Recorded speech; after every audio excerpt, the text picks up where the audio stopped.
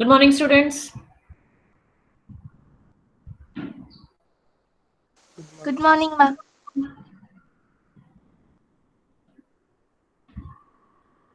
Good morning. Good morning.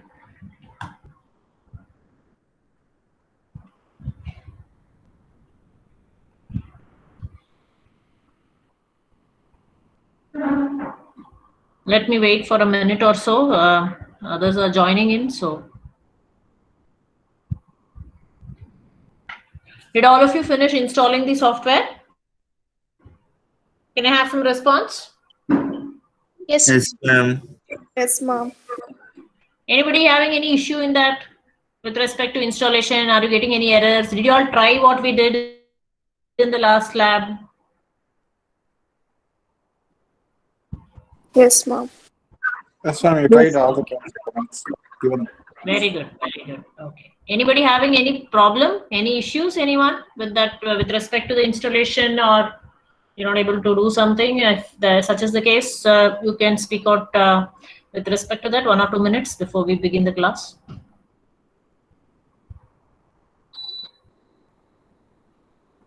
Because Thursday again we'll be going into the second lab session, so I want all of you to be having that software ready, so that as I do, you can also be able to, you'll also be able to try that. That's the only reason.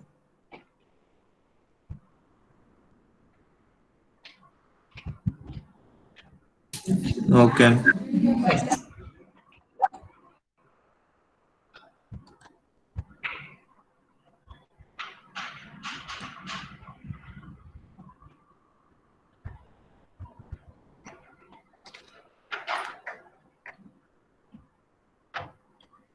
So today's class we will be learning about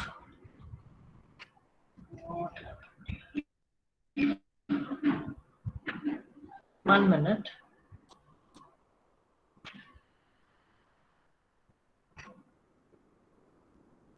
One second.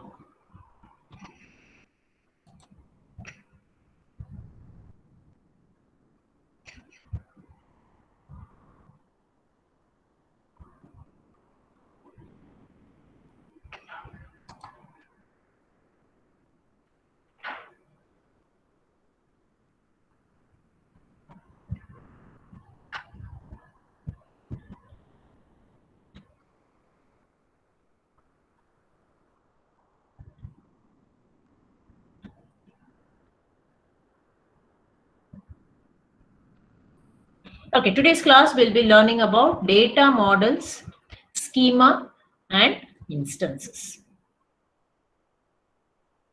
Okay, this is what we'll be learning. It's a very important concept. You are all able to see my screen? yes, ma'am. Yes, ma'am. Ma'am, there is a message in chat box. Okay. Okay, let me see.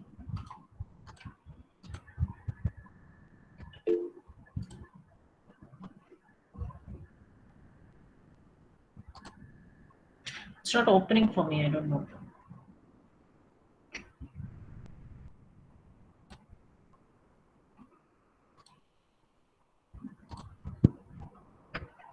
What is it? Can anybody tell me? He's using Mac OS, ma'am. He's asking, is there any alternative for the Oh, VMware? so can you suggest me an alternate for VMware player in Mac OS? Huh?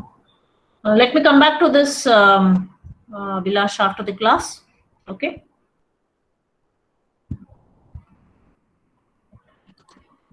All right. So today's class, as I told, we'll be learning data models, schema, and instances. Now, what exactly is a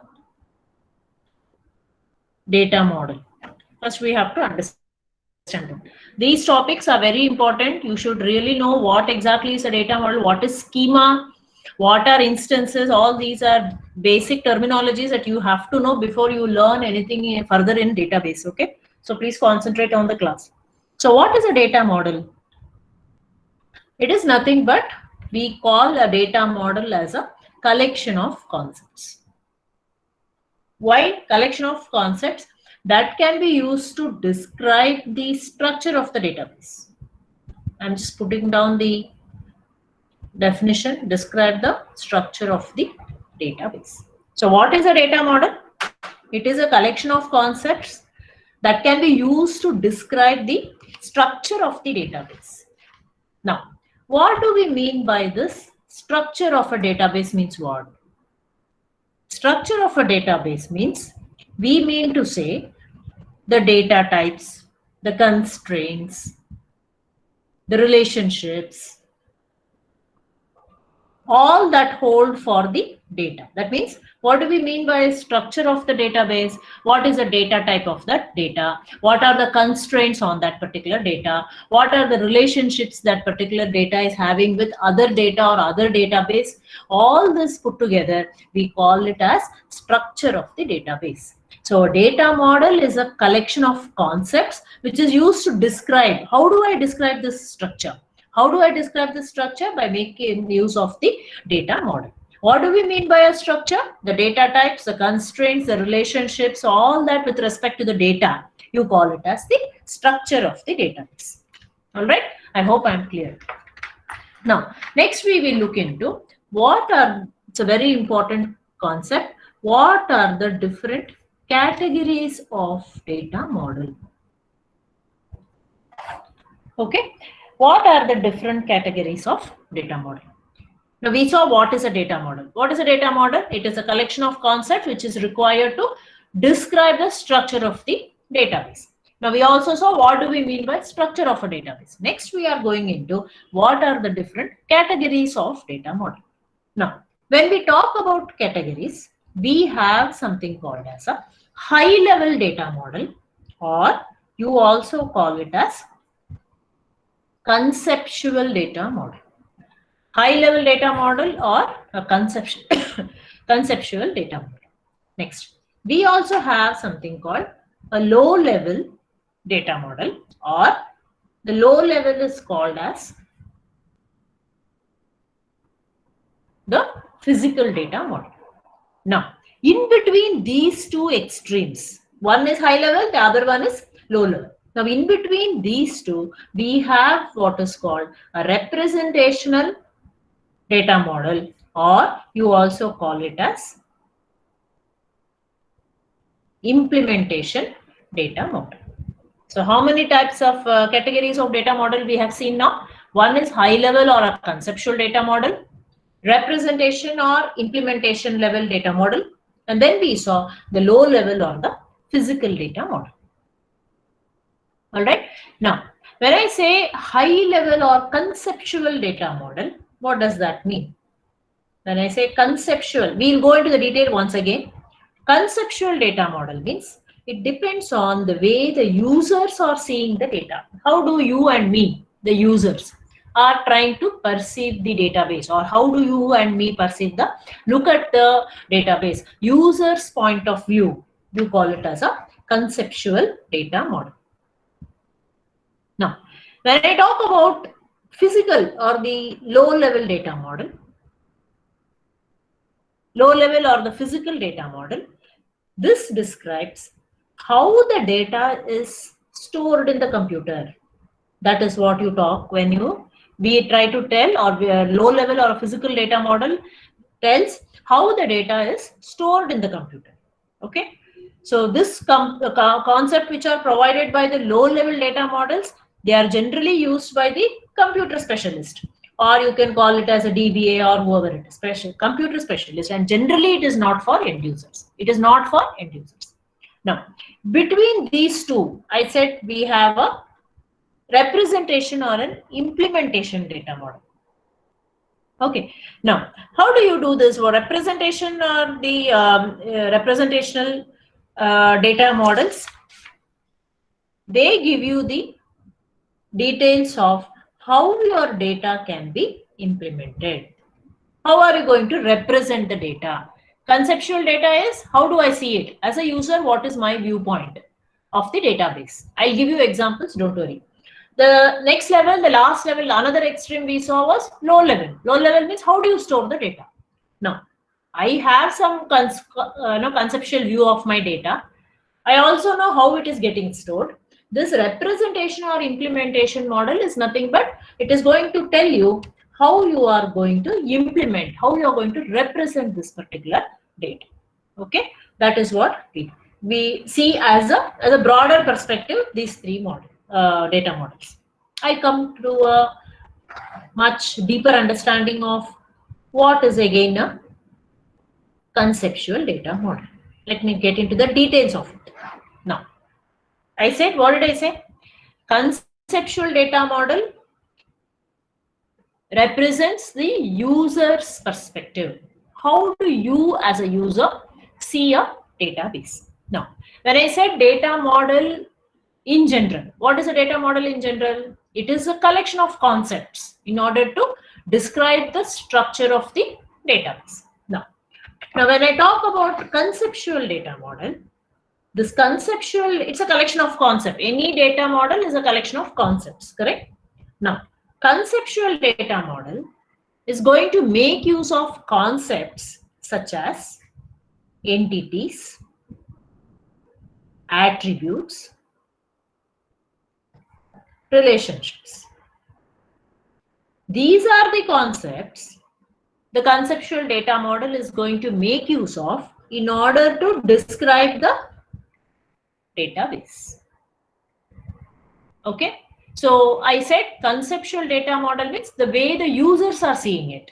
So how do you see it as a database? We see it in terms of entities, we see it in terms of attributes, we see it in terms of the relationship between the different entities. So that is why conceptual data model, as I said, it is going to make use of these concepts such as entities, attributes, and relationship in order to describe the database. All right. Now, what is an entity? Any entity will always represent any real world object. Any real world object or a concept, entity represents a real world object. For example, we had taken this, we tried to create a table in the first class called as an employee table. There, employee is an entity. It's a real world object. So employee is an entity there.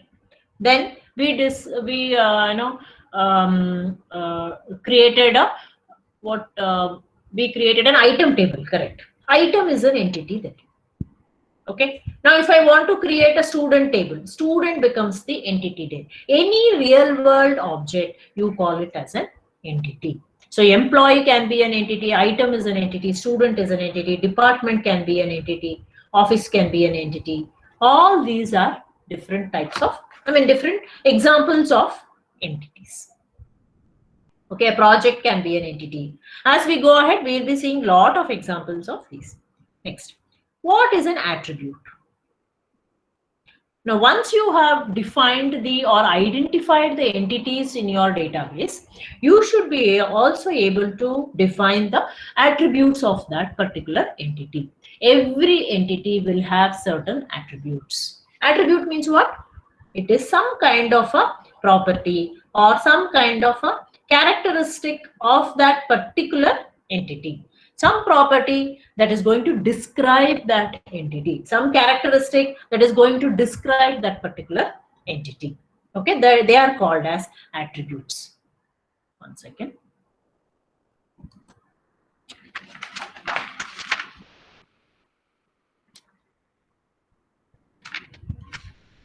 Okay, so they are called as attributes. Now, in the last class, we saw an employee table. I said employee is an entity. Now, when I talk about attributes, what are the characteristics or what are the properties that are going to describe this employee? What did we define the other day? We had taken employee ID. Employee ID. Correct. Very good. Employee ID. We had taken name. We had taken salary. We had taken date of joining. We had taken what else we took? Designation. Very good. Okay. Designation. All these are properties or characteristics that are going to define this employee. All this are called as attributes of the entity employee. Am I making it clear? Yes, ma'am. Yeah. Next, we took item. I'm taking the same example so that you can relate back. That's why. Okay. I took item. Item is an entity here. What are the attributes of this? How are you going to describe this item?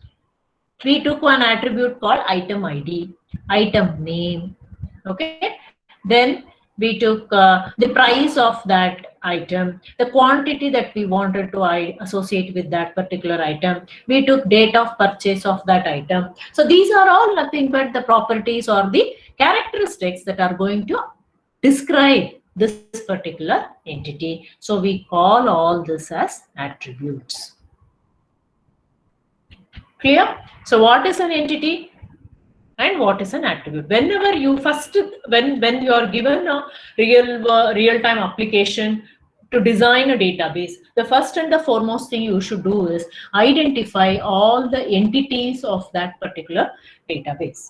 Now, once you identify the entity, you have to identify or you have to define what are the attributes of each of those entities. Every entity will have certain attributes. For example, I take student as an entity. So when I take student database, we were taking that example in the last class, student database, right? When I take student as an entity, so USN is one of the attribute.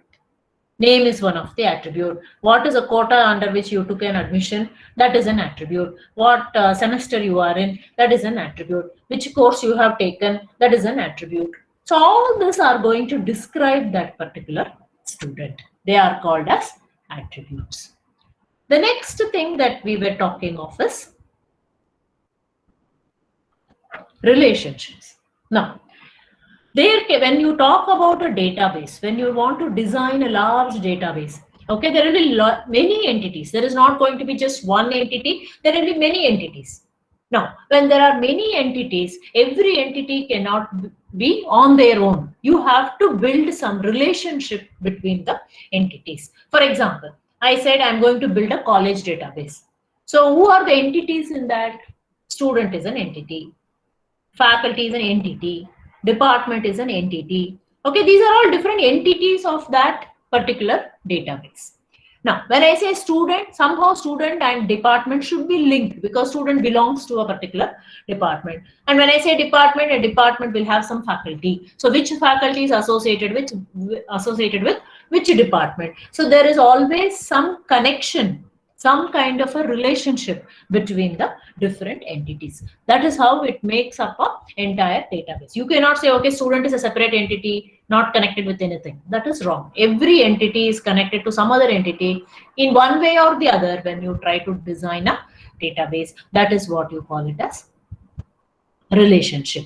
For example, I have an employee entity. I have a project also, which is an entity. How these two are related? Employee works on that project. So this works on is a relationship. Faculty belongs to that department. So that faculty becomes one relationship. Okay. Student has enrolled in that MCA department. So that enrollment is a relationship. That is nothing but which is connecting you as a student with the department. All right. So this is what we try to, how do we represent the database in terms of a conceptual data model. So whenever we talk about conceptual data model, we are trying to describe the database in terms of entities, attributes, and relationship. That is a high level, because I said conceptual data model is all depending on how the user is looking at the database. What is the viewpoint or point of view of the database from the user's perspective? So how do you and I understand a database? We try to understand it in terms of entities, in terms of attributes, in terms of the relationship between the different entities. So conceptual data model always talks of database in terms of concepts with respect to entities, attributes, and relationship. Whenever you design a database and you talk of entities, attributes, and relationship, that means you are talking of conceptual data model. All right. Any questions so far? Any questions so far? Any doubts in conceptual data model? Okay. No, ma'am. All right. Rupak, you want to say something? No, ma'am. Okay, all right. Okay, let's proceed then.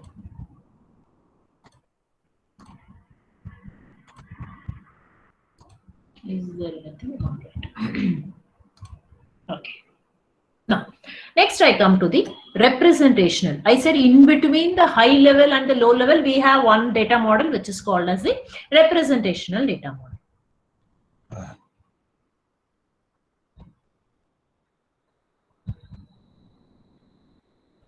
Representational or the implementation data model. Now, these are the models which are used, most of them are used by the commercial DBMS. When I say commercial DBMS, we are using some kind of software, is it not, in order to design our database. For example, we are using Oracle in our case. So that's a commercial DBMS. So this representation or implementation data model are the models used most frequently in the commercial database. Now, in case of representational or implementation database, I said we are going to represent how the database is going to be implemented or how the database is getting represented. Okay, so when I say representation data model, they represent the data using some record structures. How do you store this data? We had taken this employee database in the last class or during our lab session. How did we store this data, employee data? We stored the data of every employee in terms of records, correct? So that is what you call it. How do you implement it? You have the conceptual data in terms of, okay, employee is my entity and all that, he's got all these attributes, it's all fine. How do you represent it? We try to represent it. We try to design a database table, or we try to design a employee table. Now in this employee table, we are going to have many records. Each record is going to represent one single employee, correct? Now that is nothing but your representational or implementational database. Now, how are we able to do this? How are we able to store these records? How are we able to design this, or rather create this table and do it? That is because we make use of a commercial DBMS. What is a commercial DBMS that we are making use of? Is nothing but your Oracle. So most of the commercial DBMS make use of this representational data model, because that is how you will be able to represent a database or implement a database. All right. That is about representation or the implementation. The last one I said is physical data model,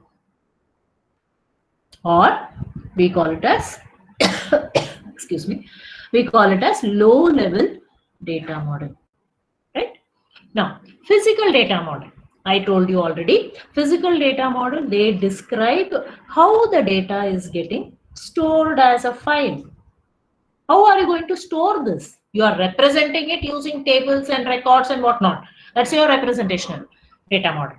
Physical data model is always how the data is stored as files in the computer. So how do you store this? We try to store it as a database. We try to store it as a table, and then we try to access it. Once it is stored, we represent the access path in order to access that, search for that particular database. We make use of an access path. There may be some kind of index data structures in order to access that particular database. Okay, so you may be using it, can be organized in a linear fashion, can be organized in a hierarchical fashion, or whatever it is. So physical data model or the lower level data model describes how the data is stored as a file in the computer and how are you going to access that particular database. All right. So how do you store? You have an access path. You are going to store it as a file. You have certain index in order to access it. So these are the three important data models. Let me summarize. We started with what is a data model. What is a data model? It makes use of certain concepts in order to describe the structure of the database. When I say structure of the database, what do we mean? It describes the data types. It describes the data structures. I mean, it describes the what to say? What did I say for that? Yeah, it describes the data types, relationships, and it also describes what constraints. All these are nothing but your structure of the database. Then Then we came into what are the categories of data models. Conceptual or high level data model. Then we have low level or the physical data model. These are two different extremes. In between you have your representational or the implementation data model. And we have seen what each one of them is. Any doubts so far? If you have any questions at this point of time, please ask. Otherwise, we will go ahead.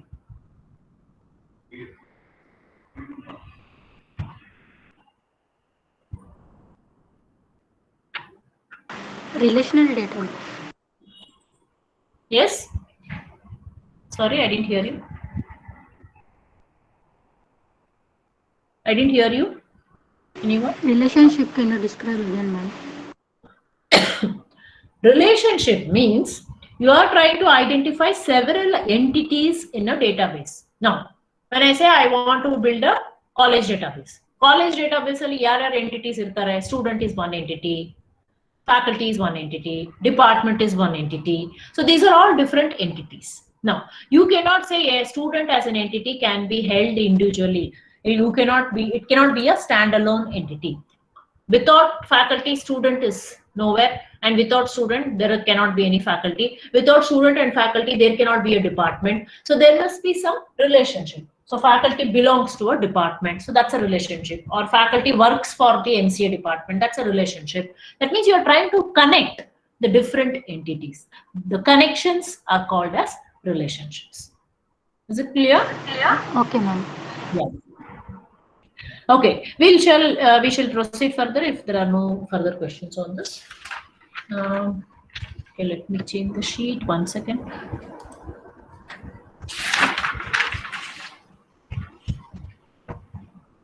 Yeah. Next, we go on to a very important concept. Schema. You have to understand what are the differences, or what do we mean by schema, what do we mean by instance, and what do we mean by a database state. This is a next important, very important concept. Okay, now first let us take up what is a schema. All right, now whenever you are talking of any data model, it is important to differentiate between the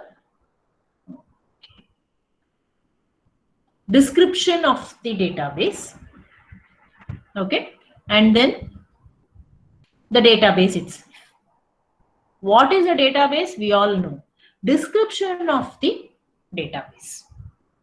What is the difference between these two? Now, database, we should be able to differentiate, as I said, between the description of the database and the database itself. Now, description of the database is what you call it as schema. Description of the database is what is called as the database schema, which is specified when you design the database. Okay. Now, when I say I have a student database, I should be able to give a description for that. When I give that description, I call that description of that particular database as the schema. A pictorial representation of the schema, I call it as the schema diagram. Okay, schema diagram. Schema diagram, the diagram displays the structure of each record. We'll take an example, right? Now, let me take the example. We take example of a student database. Student database. All right. Now, a student database, what are the different entities? We are going to have student is one entity. As I told you, faculty is another entity. And then we have department is one entity. Okay. Let me take only so much now. Now, if I have to represent this, now these are my entities. I also know what are the attributes of each of these entity. What are the attributes of student? What are the attributes of faculty? What are the attributes of department? I am aware of this. Now, If I have to represent I said what? Description of the database is what you call it as schema. Now I want to represent a schema diagram for this student database. How do I represent it? My first entity is what? Student, right? Now, this is the pictorial representation of a schema. So what is my first attribute? USN. Second attribute is what? Let us say name. Okay. Then I have date of birth of that particular student. What is the quota in which he has taken admission? Which department he belongs to? Let us say department ID. Okay. Now this, what is this? This is the description of your student table. This description, you call it as schema. Now schema just doesn't end with this schema diagram. You have to write a similar description for all the entities that you have identified with the student database. Student database is a database. Now this student database consists of a student table, it consists of a faculty table, it consists of a department table. So for each of these entities, you have to write a schema. The whole thing you call it as a schema diagram of the student database. Okay. Next is faculty. Faculty is an entity. So I try to describe that particular faculty. So I have faculty ID. Okay. Then I put as faculty name. Department. So which department that faculty belongs. What is the date of joining this organization, let us say. And then one more field I will include, what is the specialization of that particular faculty. This is with respect to the faculty. Next entity that I have identified is department. Okay. Now, in department, I will write, I have department ID and then department name. And then year of commencement of that particular department, when that department started, let us say something. Now, this is nothing but this whole thing, I call it as the schema diagram of the student database. Under student database, we have identified all these entities. For each of these entities, we are trying to create a table. For each of these tables, we have to put down the schema diagram. This is what you call it as a schema diagram. Now, this schema diagram, if you observe, it doesn't show you data type of each of the data item. For example, what is the data type? What is the data type of USN? It doesn't show. The schema diagram, it will represent only certain aspects, such as what are the names of the records, what are the different attributes. If there are some constraints, it will show the constraint also. For example, USN is a primary key. It is a constraint. So how do I represent primary key in a schema diagram? I underline that particular field or the attribute. If I underline whichever is underlined, that means that is the primary key of that particular table. In faculty, let us say I'll underline faculty ID. Here in department, we have department ID. Okay. So this is called as a schema diagram of the student database. Now the schema diagram displays only some aspects of the schema. Okay. If you observe here, you are seeing the names of record. Okay. I mean names of the attributes, and you are also seeing some constraint, that is primary key constraint you are seeing. That's all. It doesn't show you the data type of each item, nor it shows the relationships between the various files. You can show the relationship also, which I will come a little later. Now I'm not showing that. You can show relationship between all these three. Even when we come to lab, I will show you that. All right, this is called as, so schema means what? It is the description of the database. So what schema and database, both are different. Database itself is different. Description of the database is different. Description of the database is what you call it as schema. You can represent the schema in the form of a pictorial representation when you call it as a schema diagram. Am I making this very clear to all of you? Yes, ma'am. Yes, ma'am.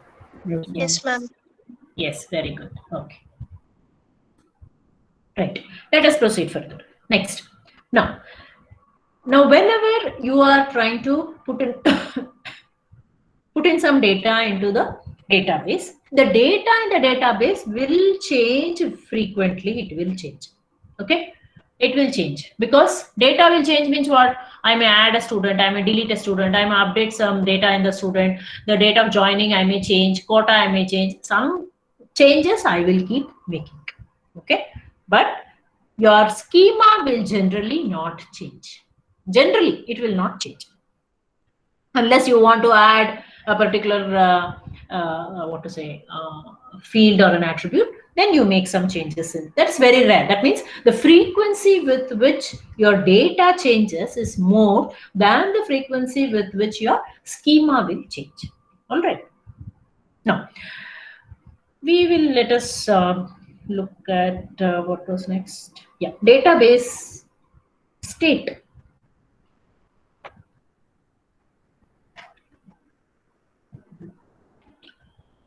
Now, the data in the database at any particular point of time, you call it as the database state. Now, I have the student table. Let us say there are 10 students in that, 10 students details in that particular table. That becomes my current state of the database. We also call that current state as a snapshot.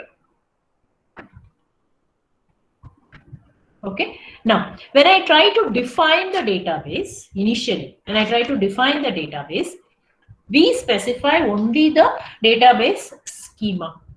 That time, my database is set to be in a empty state. That means I have defined the database. I have defined a new database, and I have also specified what is the schema. That means what is the description of the database I have done. But I have not entered any records into that. I only created a table. When I just create the table, but not enter any records, then I call such a state as a empty state of the database. All right. Next, we have one more state, which I call it as initial state. Initial state means what? When the database is first populated or loaded with initial data. So when I have initial state, I let us say initially enter 4 students details I'm entering. That is my initial state. When I first populate, first record I enter, that is my initial state. Okay. Now, at any point of time, the database will always have a current state. That means at any point of time, you take a select star from employee. When I say that is a current state of that, how many ever records you get, that you call it as a current state. Every state of the database should be valid. Valid means if you have any constraints, whatever data types you have specified, every record should satisfy all that constraint. Then you call it as a valid state. Valid state. The schema is sometimes called as intention of the database. The database state, that is all your records together, you call it as the extension. Or each record, I call it as an instance of the database. Instance means what? The schema, whatever I have written here so far, that I call it as intention of the data. Schema is also called as intention of the database. Then what is extension? The database along with its records, those records you have entered, 5 students you have entered, details you have entered, 5 employee details you have entered. That is called as extension of the database. Each of that record, you call it as an instance. I entered 5 employee records. So each record, I call it as an instance of the employee database. So if I have 5 records, I can say there are 5 instances of this record of this employee database. There are 6 instances of the student table. There are 4 instances of the item table. That means what? You have entered 4 records into the item table. That is what we mean by instances. The snapshot select star from item, if I get 4 records. That current state you call it as the current, that is what you call it as the current state. Currently at present, at any point of time, what is the status of that database? That you call it as the current state. So that is what now we have discussed with schema, what do we mean by instance, and what do we mean by a database state. So database state means initial state means what? You have just defined it. You have not loaded it with any records. You call it as an empty state. Sorry, you call it as an empty state. You start populating it with some records. You start loading it with some records. Then you call it as a initial state. At any point of time further in future, how many ever records are there, that you call it as a current state of the database. Or you also call it as a snapshot. Snapshot means what? We take a picture as it is it not? So that is what you call it as a snapshot. And every individual instance, every individual record, you call it as an instance of the database. Schema is also called as intention. The entire set of records is also called as extension. Okay, at this point of time, I want to stop and then check if you all have any doubts or any questions so far. Any doubts at any point of time, please? Anybody? Ma'am, can you repeat about intention, extension, and instance once more? Okay. See, intention, as I told you, intention, extension, and instance. Okay. See, schema, you understood what is schema. Schema is also called intention. That's all. Schema is nothing but description of the database, correct? That is also, schema is also called, another name for schema is your intention. The basic structure, the basic description, that is all, is called as intention. Extension means how many ever records are there in the database. You have defined the schema. Now for as per that schema, you are going on entering the records. That set of records in a database, in a table, you call it as an extension. Suppose I have entered 5 records. So that's called as the entire set of 5 records. You call it as the extension of the database. What is instance? Each record is an instance of that particular table or particular database. Each instant record means what? I have entered 5 records in the item table. Okay. So each of this record, 5 records are there. Each record I call it as a instance. So if I have entered 5 records, then that means there are 5 instances of the item table. There are 4 instances of student table means what? I have entered 4 students' details into that record. That is what I meant. Am I clear? Yes, ma'am. Yeah. Yes, ma'am. Yes, very good. Any other doubts before we move further? Any doubts, please?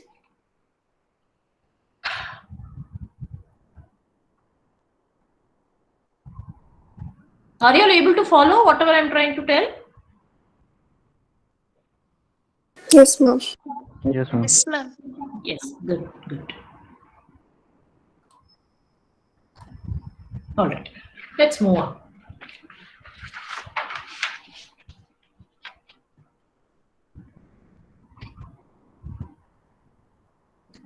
Okay. We see this again, we try to see this in terms of what is called as 3-schema architecture.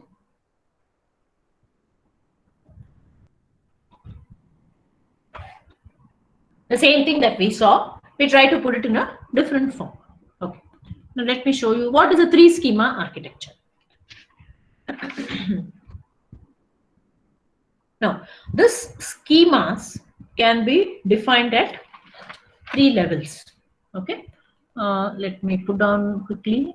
Now we have certain end users. These are all, we have so many end users. End users means there are many end users who are going to use that particular database. So these are all end users. Okay. Now each end user will have a external view of the database. Each end user is going to have an external view. External view of the database. Now this external view of the database, you call it as the external schema. External schema. All right.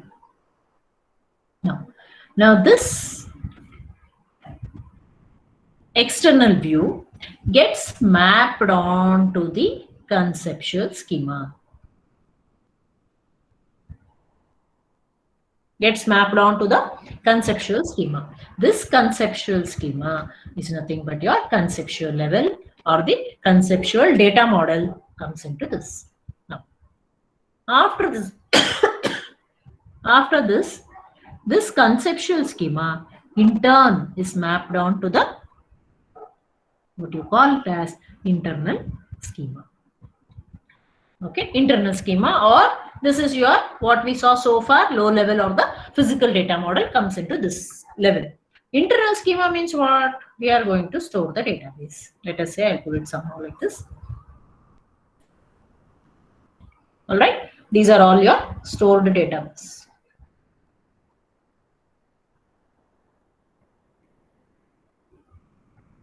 This is your stored database. All right. Now, this external level, internal level, okay, internal level, I said this is your low level or the physical level. This internal level has a internal schema. Now, what does the internal schema do, or your low level schema? In low level or the physical data model is nothing but your internal schema. Okay. It describes the physical storage structure of the database. So the internal schema, it uses the physical data model and describes the complete details of your data storage and access path for the database. That is your internal schema. Now, conceptual level has a conceptual schema, which describes the structure of the whole database for the community of users. That means this conceptual view is nothing but conceptual model or the conceptual level we have already seen is nothing but you describe the database in terms of entities, in terms of attributes, in terms of relationship. Okay. This implementation conceptual schema is based on your conceptual schema design. Over and above this conceptual schema, we have this external schema or external view, or the external view wherein which includes a number of users. So this each user is going to have a different external view. Each external schema describes part of the database that a particular user group will be interested in. All right. So that is what we meant by this 3 schema architecture. Means at the top level here, we have this entire set of end users. In the last class, excuse me.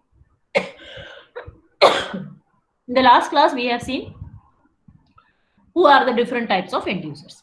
Now, each of these end users will have a different perspective of the database, will want a different interface of the database, will want a different external view of the database. Okay. Now, all this external view or all this external perspective gets mapped on to your conceptual schema. Then you call this as external or your external / conceptual mapping.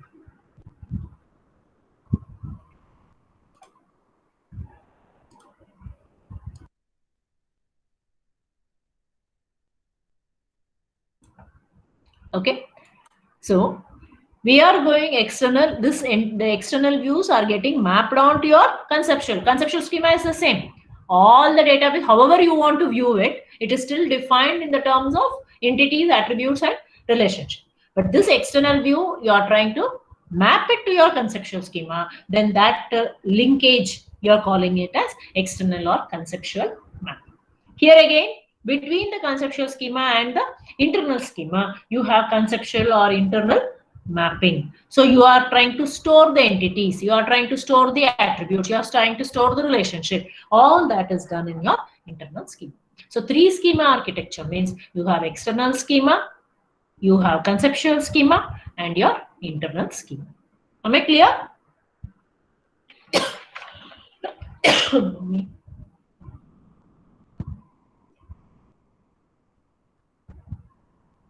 The 3 schemas are only descriptions of the data. The stored data that actually exists is at the physical level or the lower level. Okay. So each user group refers to its own external schema. When you are trying to give a request as a user, what do? You give a query, correct? So the DBMS must transform a request. You have given a request in the form of a query. Now that is specified on the external schema, correct? We don't know anything else below that. Okay, so that request gets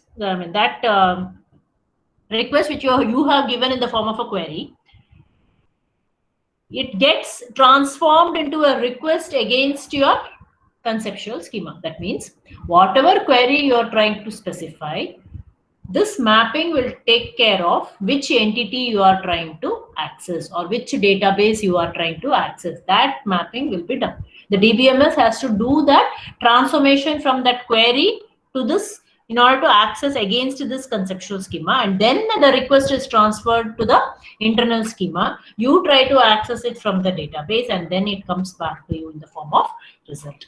That is how your query gets executed. So query is always given by the end user at the external schema level. From the external schema, the request or the query is transformed. You try to map it to the corresponding conceptual schema. From the conceptual schema, the DBMS will try to map it to the internal schema to find out where that particular data is stored, and then it is again given back or retrieved and given back to the end user. This is what we mean by this 3 schema architecture. Any doubts?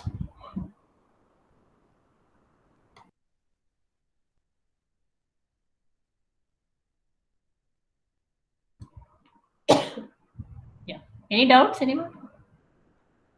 No, ma'am. Okay. So let's proceed. Yeah. Anybody said, somebody said something? All right.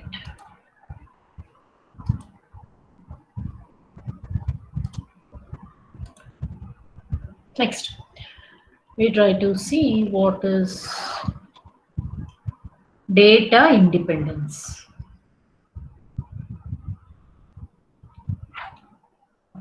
What do we mean by data independence? Now we have learned this 3 schema architecture. Now this 3 schema architecture can be further used to explain this concept of data independence. Now we can define 2 different types of data independence. What are the 2 different types? One is called as the logical data independence.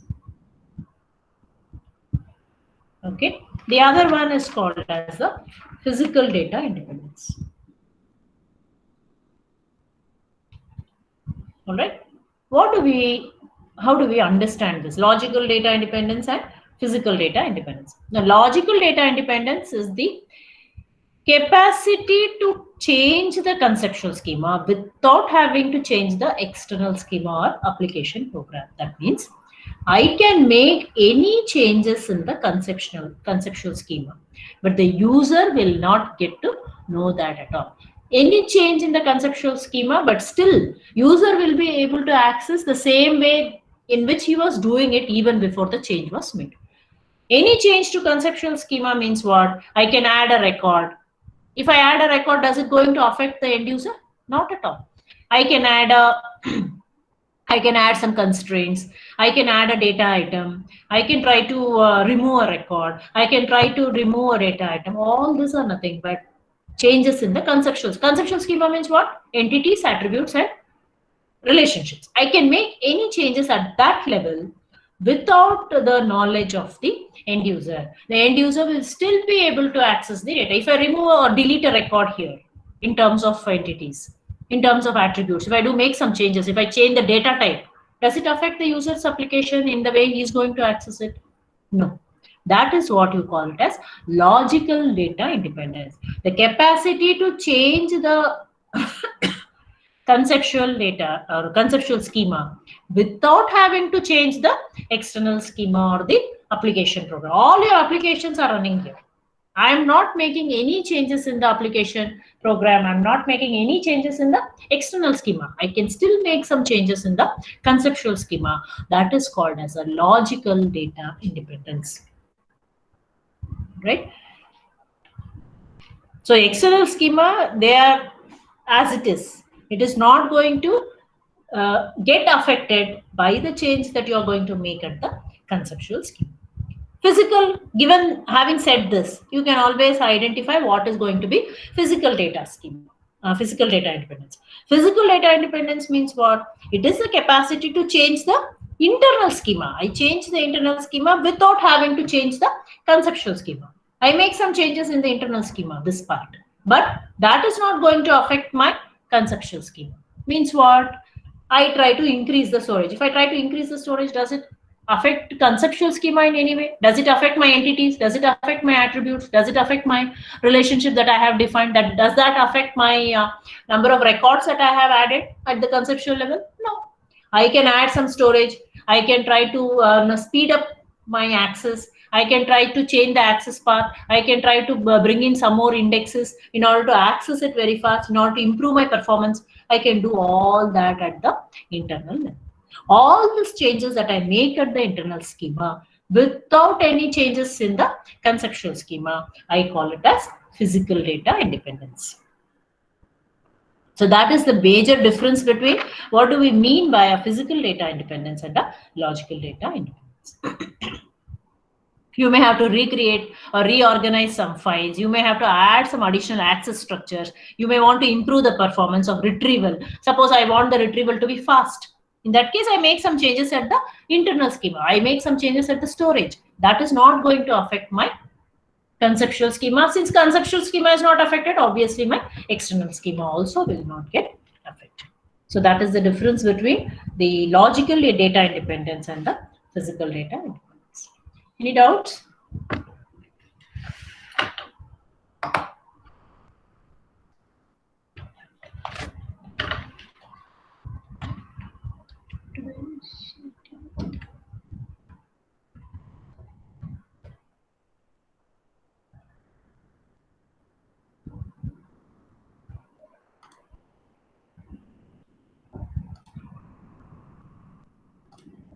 Okay, so let me stop the class at this point. We'll continue in the next class. Answer your attendance.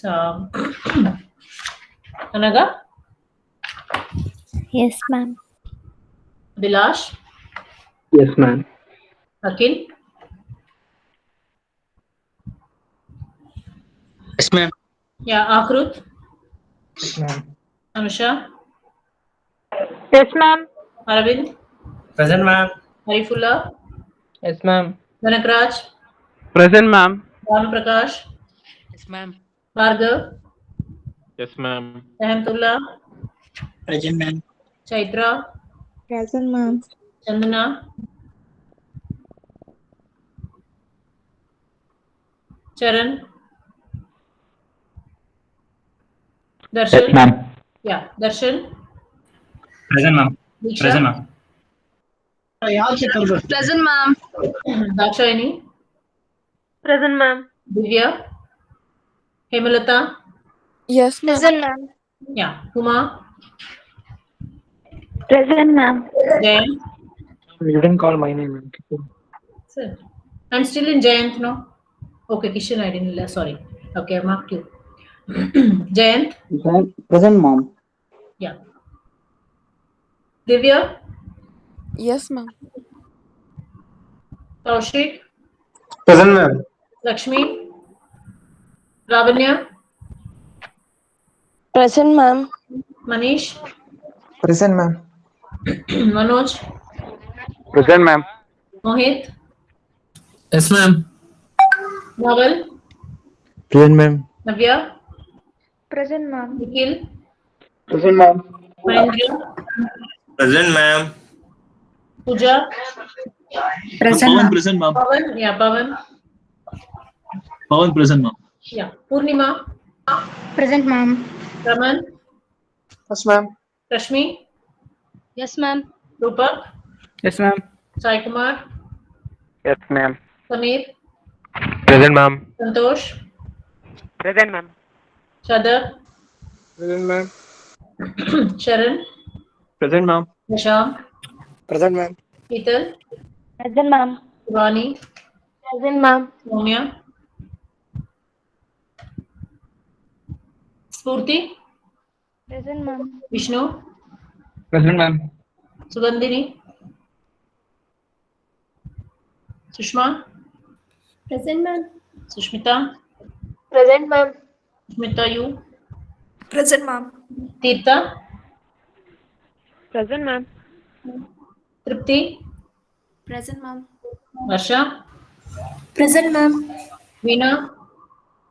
Present, ma'am. Ma'am, you Yes. didn't call my name. Sugandhini, I called you. You didn't answer. Present, ma'am. Yes.